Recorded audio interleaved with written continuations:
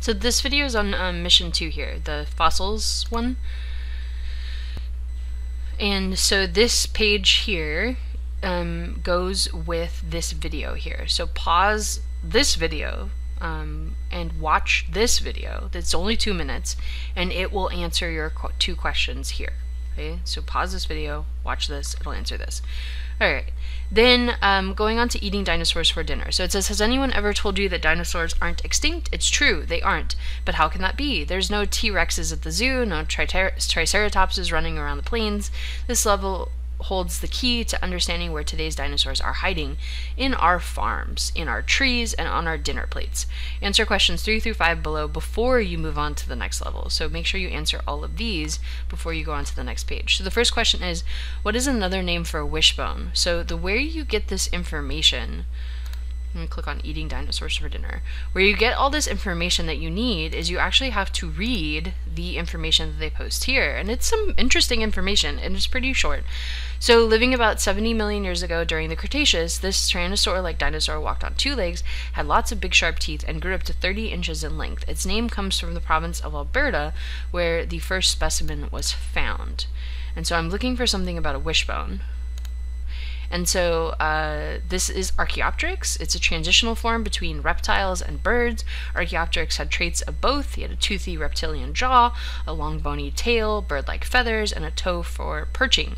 This species has a large impact on our understanding of modern-day birds evolved from dinosaurs. So it's like a bird-dinosaur hybrid. There's chicken there. There's an ostrich. There's a T-Rex. Click the species comparison. So it says better known as a wishbone, the furcula is a V-shaped bone that provides a direct link between dinosaurs and modern-day birds. Present in both, the furcula is believed to be one of the evolutionary links to prove that birds descended from dinosaurs. So then I would take maybe a drawing tool or whatever you want to do, and there is the name for a wishbone. It's the first one, the furcula. Today it is widely accepted that all 2-legged, most meat-eating dinosaurs known as theropods, including T-Rex and Albertosaurus, had at least very simple fuzzy feathers covering their bodies. According to the tree you built, what distinguishes the feathers of modern-day birds and Archaeopteryx from feathers of other theropods? So the thing that distinguished the feathers of modern birds and Archaeopteryx, so right here they list that as shafted feathers. Okay, shafted feathers are the modern feathers, whereas like older feathers maybe didn't have those shafts in them. So a clade is a fancy word for a group of phylogenetic tree that includes an ancestor and all of its descendants. A simplified dinosaur tree is to the right. Imagine that you have a pair of scissors and can cut the tree. You can tell a group or a clade because it would only take one snip to make the group fall off the tree. 5 different clades have been marked on the tree with brackets. The clade 1 is marked as aves, the birds. The clade 2 is theropods. Clade 3 are the 2 major groups of dinosaurs. Clade, I'm not going to even try to pronounce those. And then clade 5 is Dinosauria, the dinosaurs. Mark on the tree using numbers 2 to 4 where you could snip off each clade. Numbers 1 and 5 had been done for you. So this will give you clade 1. So if we cut the tree right here, at this point, this would give us clade 2, including the T-Rex there. And then if we cut the tree right here, this would give us clade 3, and then they don't list a clade 4, they just go to, oh, clade 4 is over here. So if we cut the tree right here, this would give us clade 4, which is just this one right here. So mark the tree using numbers 2 to 4 where you can snip off each clade, and we did that. Triceratops belonged to 2 of the marked clades on the tree, 4 and 5. This means that Triceratops is both that word and a dinosaur. Which clades do birds belong to? So I'm going to make this bigger so we can zoom in to see where it says birds. Alright, so birds are right here. That says living birds, and so birds would be in clade number 1. So use your answer in part B to explain why birds are dinosaurs. So if you look, clade 1 contains birds and Archaeopteryx, which we know is similar to a dinosaur. It's kind of like a bridge in between. But clade 5 is Dinosauria, the dinosaurs. And look where clade 5 is, up here. Clade 5 is everything. It includes living birds as well. So that would be your answer there, because birds are also part of that 5th clade of Dinosauria. And so birds are dinosaurs. They fit into that, that clade. Alright, so that's it for that worksheet for that part. So now let's build the tree. So, from reading, I know that Albertosaurus and T-Rex here both have these 2 hands, and nothing else here has hands. Archaeopteryx had wings, chickens have wings, and ostriches have wings. So these are probably closer together, and I'm going to give them these 2-fingered hands. And then Archaeopteryx and a chicken, let me put those closer together, and an ostrich all have feathers, and that's this trait here.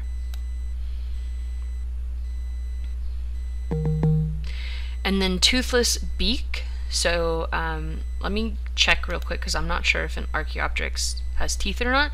I know an ostrich and a chicken don't. And so, no teeth. So these all have toothless beaks.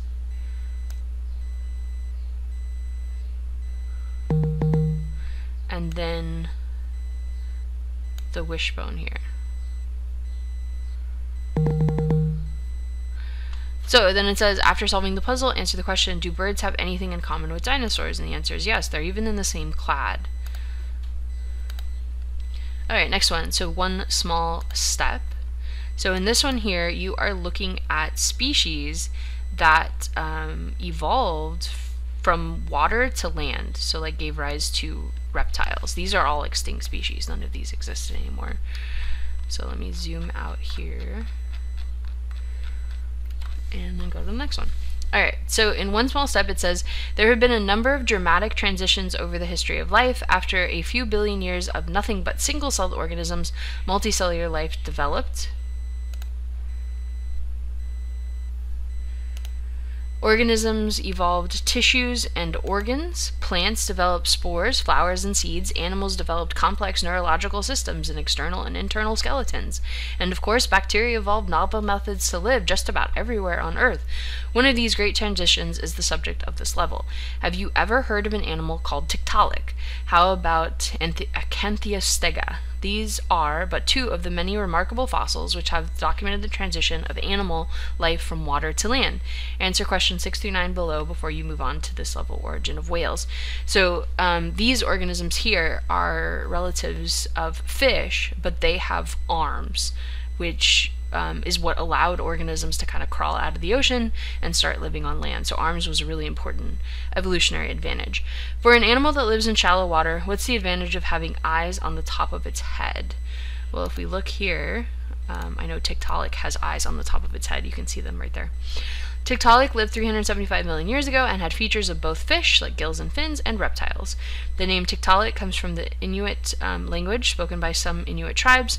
It transitions into large freshwater fish as a nod to the Canadian and Arctic where the fossils were discovered. I actually have a really good video on the discovery of Tiktaalik. Maybe I'll try and assign at some point in here. Alright, so this talks about arms, but I'm thinking like as far as eyes on the top of its head. So here it is. Scientists believe that its eyes on top of its head and its 4 limbs evolved to help it catch underwater prey. So that would be the answer here. Having eyes on the top of your head helps you to catch prey underwater, because you can like look up above you.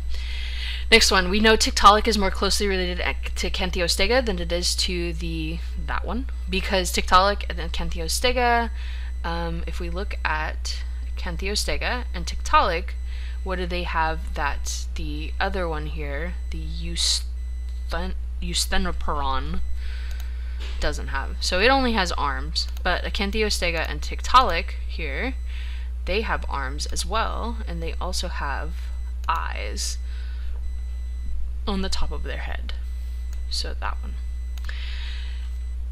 Ichthyostega is a 370 million year old fossil from Greenland. Ichthyostega had digits, eyes on the top of its head, and strong arm-like bones. It also had no gills and a reduced tail, traits it had common with Tuleperton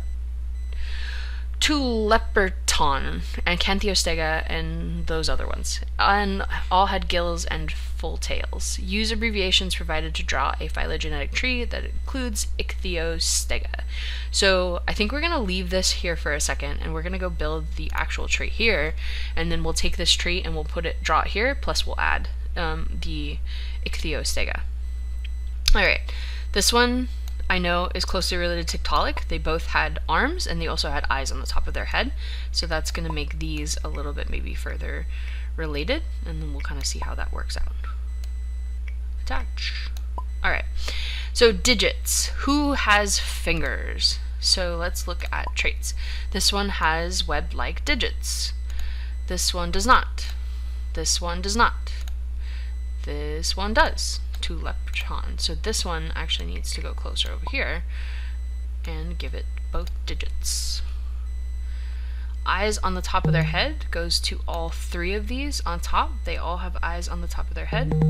And then strong arm-like bones, all of these had arms, which is one of kind of the defining characteristics of how the heck they got out of the ocean and started like living on land. So according to the tree you just built, what's the first trait that helped aquatic species evolve into creatures? I'm not going to answer that yet because I want to draw this tree over here. So I'm going to pause for a second. I'm going to do that. So draw my phylogenetic tree over here. Alright, so here's my tree. It's the same as what I have over here, including like I added digits and I added eyes on the top of the head and strong arm-like bones using the abbreviations that they have here in this table. And then also you add an eye for Ichthyostega, and it says here at the top that Ichthyostega is similar to the Tulepton, and so they go next to each other, and then the Tulepton and the Ichthyostega have reduced tails as well, so you had to add in this new trait, reduced trait tails, but it should look similar to the other tree that you built. Animals commonly called reptiles, amphibians, birds, and mammals are all tetrapods, a term that means 4 feet.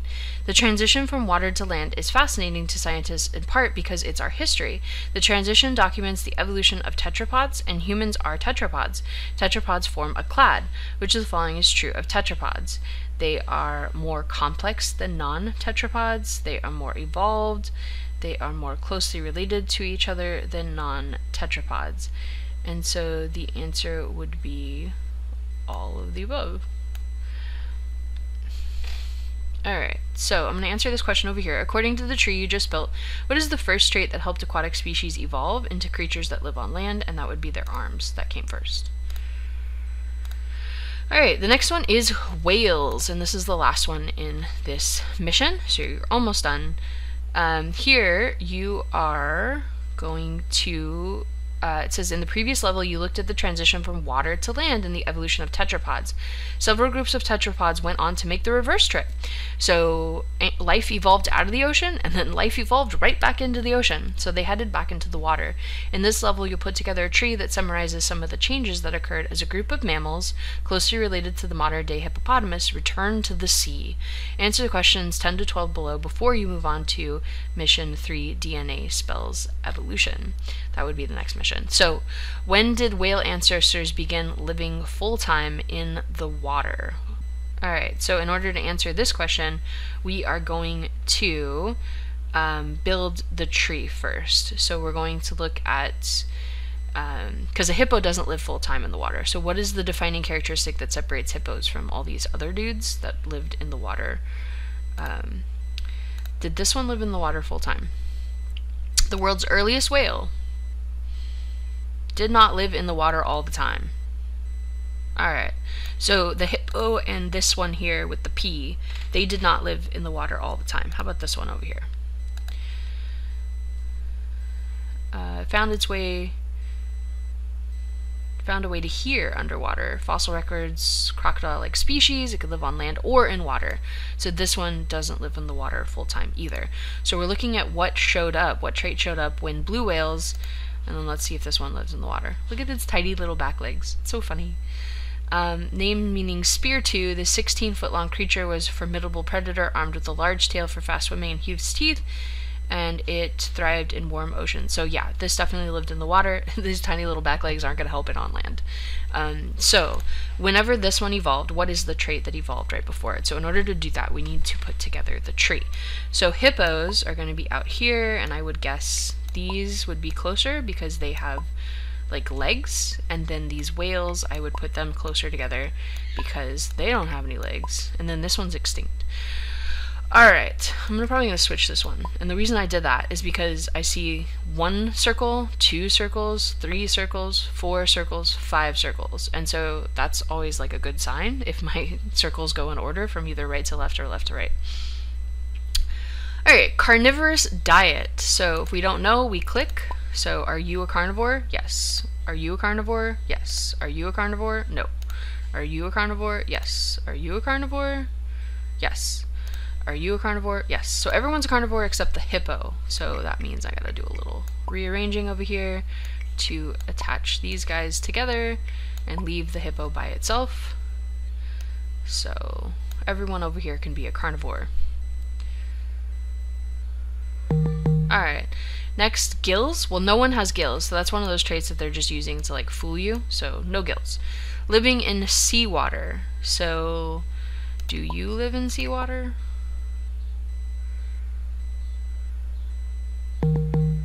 Did not live in water all the time.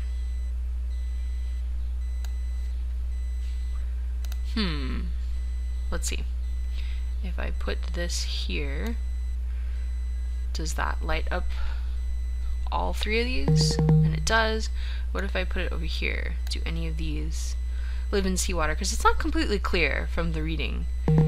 No, you do not live in seawater, but you do. So you need to come over here and hang out with this clad over here. And this will go over here. So all 4 of these live in seawater, but not you. Alright, loss of external hind legs. Well, you have legs, and you have legs, and you have legs, and so I think they're talking about these 3 over here.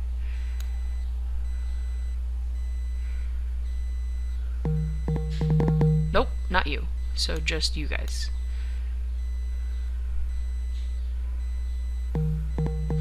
So killer whale and blue whale have lost their external hind legs.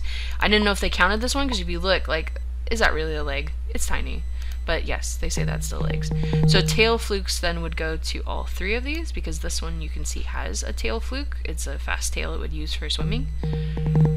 And then underwater nursing would go to everything. So one of the defining characteristics in the way we know that hippos are related to whales is that they all fed their babies while underwater. And so that's something they all have in common. Alright, which of the following species does not have tail flukes? And you had tail flukes, and you had tail flukes, and you had tail flukes. So that would leave this one here, and this one here don't have tail flukes. So this is the answer. But I'm not going to click that yet, because I need to answer some questions over here. When did whale ancestors begin living full-time in the water? So full-time in the water started with this one, the Durodon. And so the defining characteristic of when that happened was when they... No, did you live full-time in the water? You know, it's not clear. But the loss of external hind legs was definitely something that led them to live full-time in the water, so after they lost their hind legs. And then it's like, oh, it's annoying because it kind of sort of has hind legs, but clearly like they're on their way out. So it's definitely after they lost their hind legs, that's something that led them to live full-time in the water because they couldn't walk on land anymore. Whales are tetrapods, but living whales do not have 4 limbs. What's a more accurate way to describe tetrapods? So animals that have at least 2 limbs, animals that descended from 4-limb ancestors is the more accurate way to do that. So you are a tetrapod as well, but clearly you do not walk on 4 limbs, but you have ancestors that do. When 2 groups of organisms independently evolve similar adaptations, it's called convergent evolution. Sharks and whales both have streamlined bodies and tail flukes. How do we know that these similarities are because of convergent evolution? So sharks are not tetrapods, but whales are. So whales evolved from mammals, sharks evolved from fish. They even evolved before bony fish. So sharks and whales aren't on the tree anywhere near each other, but they did come up with like the same adaptations. They both have like the fin on the back of their backs, and then also they have the tail that they can swim with. And so these are things that 2 organisms who are not related evolved, and so that's how we know that they are not related, is by looking at their evolutionary tree. Sharks come from fish and whales come from mammals, and so they're not related, but they do have similar features. You. Alright. Okay, then you get your mission certificate, you paste that here, you're done. You turn this in. Hopefully that was helpful.